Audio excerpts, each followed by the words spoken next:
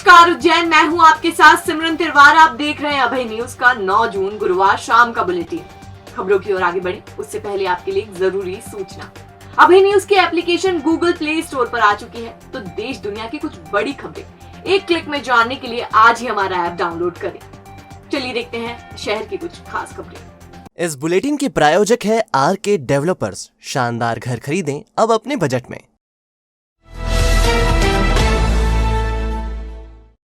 चुनाव की मुस्तैदी के बीच एक बार फिर स्नेचर चेन पर हाथ साफ कर गए। उन्होंने भीड़ भरे 3 बत्ती चौराहा के पास एक महिला की चेन खींच ली। महिला आजाद नगर स्थित अपने घर से सिंहपुरी में एक पारिवारिक फंक्शन में शामिल होने जा रही थी। महिला के पति HDFC बैंक में डिप्टी मैनेजर हैं। घटना उनके बैंक के एकदम सामने हुई है। दरअसल देवास रोड के आजाद नगर की रहने वाली शिखा पति विश्वास पंड्या अपने बेटे के साथ दुर्गा प्लाजा से 3 बत्ती चौराहा की तरफ स्कूटर से जा रही थी। उन्हें सिंहपुरी में आयोजित एक पारिवारिक फंक्शन में शामिल होना था। गुरुवार की दोपहर करीब 2 बजे जब वह स्कूटी से 3 बत्ती चौराहा और दुर्गा प्लाजा के बीच थी, इसी बीच काली पल्सर बाइक से आए 2 युवकों ने उनके गले पर झपट्टा मारा और 1.5 तोला वजनी सोने की चेन खींच कर ले गए। महिला तत्काल माधवनगर थाने पहुंची और शिकायत दर्ज कराई। महिला की शिकायत पर माधवनगर पुलिस एवं CSP विनोद कुमार मीणा की टीम बदमाशों की तलाश में जुटी, लेकिन बदमाशों का पता नहीं चल सका। महिला के बेटे जय पंड्या ने बताया कि युवकों ने कपड़े से अपने चेहरे ढक रखे थे और काला चश्मा लगा रखा था। बाइक पर नंबर प्लेट भी नहीं थी। चेन खींचने के बाद आरोपी 3 बत्ती चौराहा से लेफ्ट टर्न लेकर सिंधी कॉलोनी चौराहा की तरफ चले गए। यहाँ आपको बता दें कि 2 महीने पहले माधवनगर थाना क्षेत्र में एक के बाद एक स्नेचिंग करके स्नैचर ने पुलिस को चुनौती दी थी। अभी दोपहर लगभग 1:30 बजे एक घरेलू महिला है जो टावर तरफ अपने काम से जा रही थी, तो आश्रय होटल से थोड़ा आगे 3 बत्ती के भी पहले 2 अज्ञात बदमाश थे एक मोटरसाइकिल पे, जिनके द्वारा चेन स्नेचिंग की घटना की गई है। इसमें अपराध पंजीबद्ध कर आरोपी की पताराशी की जा रही है। पूरे घटनाक्रम पे कोई CCTV हाथ लगा है? हाँ, इसमें टीम बना के रवाना कर दी गई हैं और हर एक जो भी कैमरे पॉइंट है वहाँ पे चेक किया जा रहा है। तो कौन महिला है, क्या करती है इसको? हाँ, घरेलू महिला हैं जो आज़ाद नगर में रहती हैं, उनके साथ ही घटना हुई। कितने तोले की चेन गई है? 8-10 ग्राम की चेन है लगभग।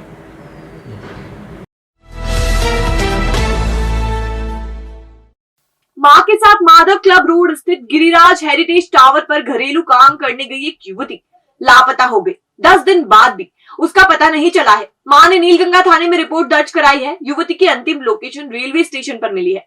CM हेल्पलाइन पर शिकायत करने पर कैमरों के फुटेज तो चेक कराए गए, लेकिन कंप्लेन वापस भी करवा दी गई। दरअसल चिमनगंज थाने के पिंगलेश्वर की रहने वाली राजेश निर्मल की पत्नी रुक्माबाई बेटी मुस्कान के साथ गिरिराज हेरिटेज टावर में काम करने आती है। 31 मई को दोनों माँ बेटी काम पर आए थे। रुक्माबाई घर में काम कर रही थी और मुस्कान घर के बाहर बैठी थी। दोपहर 3:30 बजे तक मुस्कान बिल्डिंग में ही थी। शाम करीब 4 बजे जब रुक्माबाई काम पूरा करके बाहर आई तो मुस्कान अपनी जगह पर नहीं थी। घबराहट में उन्होंने पूरी बिल्डिंग देख ली, लेकिन मुस्कान का पता नहीं चला। बिल्डिंग के कैमरों में मुस्कान रेलवे स्टेशन की तरफ जाती दिखाई दी। रुक्माबाई ने नीलगंगा थाने में गुमशुदगी की रिपोर्ट दर्ज कराई और CM हेल्पलाइन पर भी। CM हेल्पलाइन पर रिपोर्ट दर्ज कराने के बाद उन्हें थाने बुलाया गया और रेलवे स्टेशन के कैमरे के फुटेज दिखाए। इसके बाद उनसे कंप्लेंट वापस करवा ली। अब 10 दिन गुजर जाने के बाद भी मुस्कान का पता नहीं चलने से मां रुक्माबाई परेशान हो रही है। रुक्माबाई के मुताबिक मुस्कान ने 12वीं की परीक्षा दी थी। उसे अंग्रेजी में सप्लीमेंट्री आई थी। वह आगे पढ़ना चाहती थी और आर्मी में जाना चाहती थी। पता नहीं उसे क्या हो गया। फिलहाल रुक्माबाई अपनी बेटी के लिए परेशान हो रही है। ये 31 तारीख से लापता है कि करीबन 3:30 बजे मैंने उसे देखी थी और 3:35 पे मैंने उसको स्टेशन के अंदर घुसते हुए देखी। स्टेशन 4-5 दिन बाद करीबन कंट्रोल रूम से। हाँ, पुलिस में कंप्लेन करवा दी। वहाँ चल रही है कि बोल रहा है, बोले हाँ ढूंढ रहा है, मोबाइल नंबर पे कर रही उनने सब चेक। उसमें कुछ भी पता नहीं चल रहा, किसी के साथ नहीं गई, वो अकेली दिख रही जाती है। ये हेल्पलाइन करी थी मैंने, पर वो कटवा दी। कौन से थाने पे? नीलगंगा थाने। तो कंप्लेंट आपकी सॉल्व हुई, उसके पहले कटवा दी? हाँ, वो कटवा दी थी उन्होंने, बोले साल में एक बार श्री महाकालेश्वर मंदिर में गंगा दशहरा पर होने वाली 16 घंटे की नृत्य आराधना का दौर गुरुवार की सुबह भस्म आरती से शुरू हुआ। शयन आरती तक ये सिलसिला चलेगा। कलाकारों में 5 साल की बालिका से लेकर 60 साल की वृद्धा तक शामिल है। दरअसल गंगा दशहरे पर रसराज प्रभात नृत्य संस्थान के कलाकार श्री महाकालेश्वर की नृत्य आराधना करते हैं। इसी कड़ी में भस्म आरती से आराधना का दौर शुरू हुआ। कलाकार करीब 1 महीने से इसकी तैयारी कर रहे थे। उन्होंने महाकाल के समक्ष शिव तांडव, शिव पंचाक्षर पर नृत्य प्रस्तुत किया।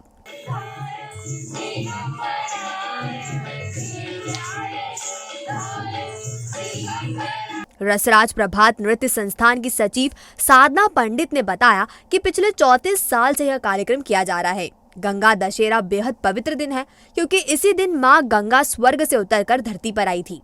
हर साल एक नई थीम पर नृत्यांजलि कार्यक्रम रखा जाता है। पिछली बार कोरोना से मुक्ति दिलाने की प्रार्थना की गई थी। इस बार भी कोरोना की चौथी लहर से देश और दुनिया को बचाने की कामना की जा रही है। नृत्यांजलि कार्यक्रम है, इसका प्रारंभ किया था। अब हम अनेक उद्देश्य लेके इसको करते हैं। जैसे पिछले वर्ष कोरोना बीमारी फैली हुई थी तो हमने उसको ध्यान में रखते हुए पिछले वर्ष बाबा से प्रार्थना की थी कि ये बीमारी समूल नष्ट हो जाए। और अब जो चौथी लहर आई है उसके लिए भी हम इस बार प्रार्थना करते हैं कि ये लहर भी बिना किसी जनहानि के ईश्वर हमारी रक्षा करे, बाबा महाकाल कालों के काल हमारी रक्षा करें। इस उद्देश्य को लेकर संस्था पुनः इस उद्देश्य को लेकर इस बार ये नृत्यांजलि कार्यक्रम प्रस्तुत कर रही है। विनोद मील श्रमिकों को बकाया राशि दिलाने में की जा रही चंदाखोरी पर मजदूर संघ के अध्यक्ष ओम प्रकाश भदौरिया ने अपनी बात रखी है। उन्होंने चंदाखोरी के आरोप से इनकार किया, लेकिन कहा कि बकाया राशि हासिल करने के कोर्ट में किए गए खर्च का हिसाब से सबको बराबर चुकाना होगा।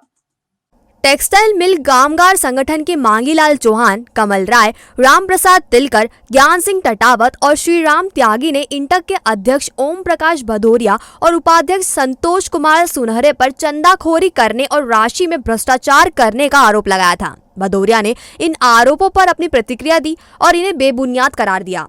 भदौरिया के मुताबिक मजदूर संघ ने लोअर कोर्ट से लेकर सुप्रीम कोर्ट तक मुकदमा लड़ा, श्रमिकों के हित में रात दिन एक किए और आखिर में जीत हासिल की। आरोप लगाने वाले उस वक्त कहा थे जब कोर्ट में केस लड़ा जा रहा था। भदौरिया ने कहा कि 31 साल से मजदूर संघ केस लड़ रहा है, इस पर काफी राशि खर्च हुई, इन खर्च का समायोजन किया जाएगा।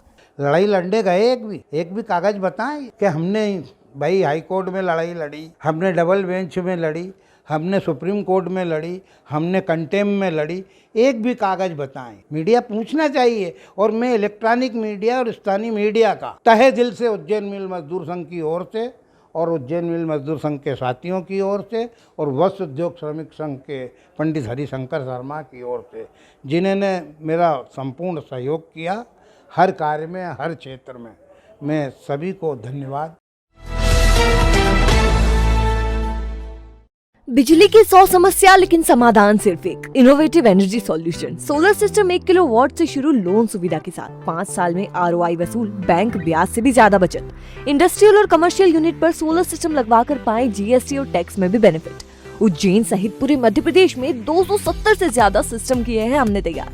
तो अब ना बिल का झंझट, ना वोल्टेज का प्रॉब्लम, आज ही अपना इनोवेटिव एनर्जी सॉल्यूशंस। अधिक जानकारी के लिए कॉल करें 7000787022 या अपने घर की गूगल लोकेशन, बिजली का बिल, मीटर और छत का फोटो हमें व्हाट्सएप करें 7000787022 पर।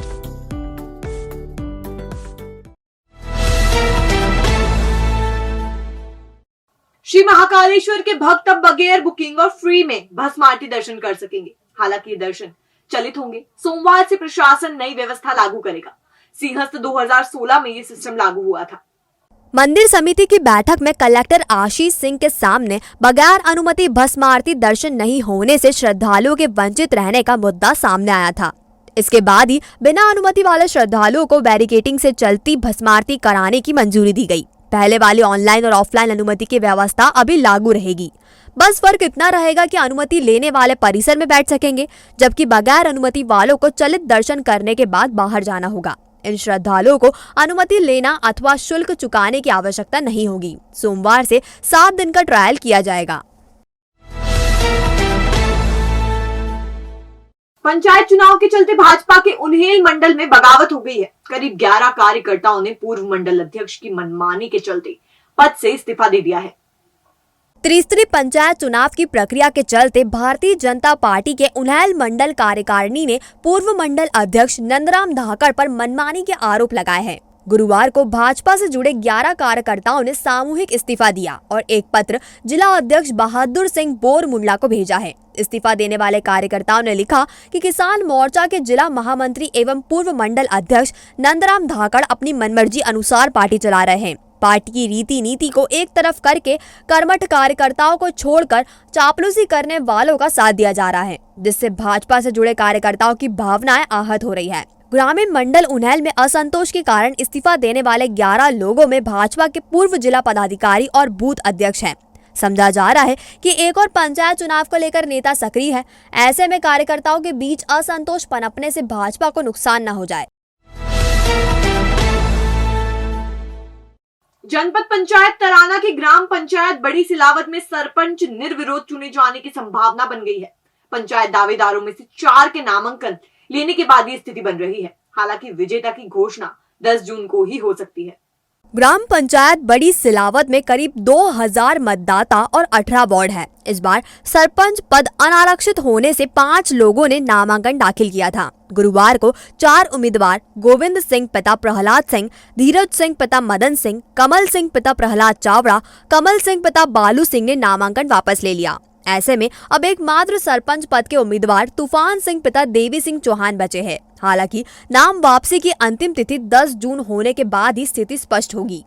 मध्य प्रदेश में पंचायत चुनाव के दौरान निर्विरोध चुने जाने वाली पंचायतों को 5 लाख रुपए की प्रोत्साहन राशि दी जाती है। समस्त पंच और सरपंच निर्विरोध निर्वाचित होने पर पंचायत को प्रोत्साहन स्वरूप 7 लाख रुपए, पंचायत में सरपंच एवं पंच के सभी पदों पर महिलाओं का निर्वाचन होता है तो पंचायत को 12 लाख रुपए की प्रोत्साहन राशि प्रदान की जाती है। सरपंच एवं पंच के सभी पदों पर महिलाओं का निर्वाचन निर्विरोध रूप से होने पर पंचायत को 15 लाख रुपए की प्रोत्साहन राशि दिए जाने का प्रावधान है। इंदौर के महाकाल भक्त प्रमोद टंडन ने बाबा महाकाल को चांदी का मुकुट भेंट किया है। पुजारी यश गुरु ने बताया कि इंदौर निवासी प्रमोद टंडन बाबा महाकाल के भक्त है। गुरुवार को दोपहर में उन्होंने बाबा महाकाल का पूजन अभिषेक कर 3.5 किलोग्राम का चांदी का मुकुट भेंट किया, जिसकी कीमत करीब 2.5 लाख रुपए है। इस मुकुट को बाबा महाकाल को धारण कराया गया तथा पूजन किया गया। डर्मा ड्रीम क्लिनिक लाया है उज्जैन ने विदेशों जैसी लेटेस्ट टेक्निक। तो अब advance hair transplant, advance laser hair removal, advance facial treatment, सफेद दाग और कटिकान की सर्जरी, मुहासों के गड्ढे और गर्दन के मस्सों के ट्रीटमेंट के लिए शहर से दूर क्यों जाना। एम्स दिल्ली द्वारा ट्रेंड एमडी डर्मेटोलॉजिस्ट और hair transplant surgeon doctor Sonia Pendharkar से पाएं इन प्रॉब्लम्स का बेस्ट ट्रीटमेंट। तो आज ही विजिट करें derma dream clinic, Abhishek Nagar, Vaibhav garden के पास, नानाखेड़ा, उज्जैन। Contact number 8934934830।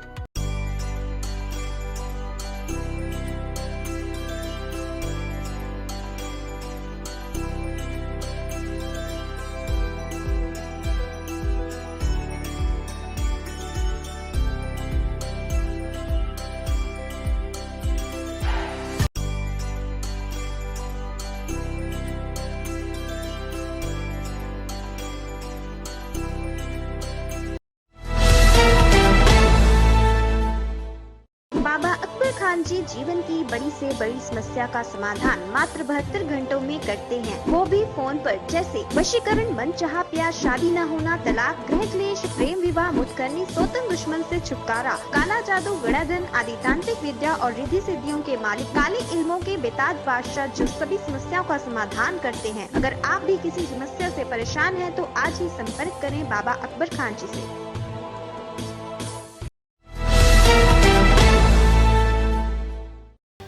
तो ये थी उज्जैन शहर की कुछ ताजा खबरें। अगर खबरों को लेकर आपके पास कोई फीडबैक है या कोई जानकारी है तो आप हमें दे सकते हैं। कल फिर मिलेंगे इसी समय। नमस्कार।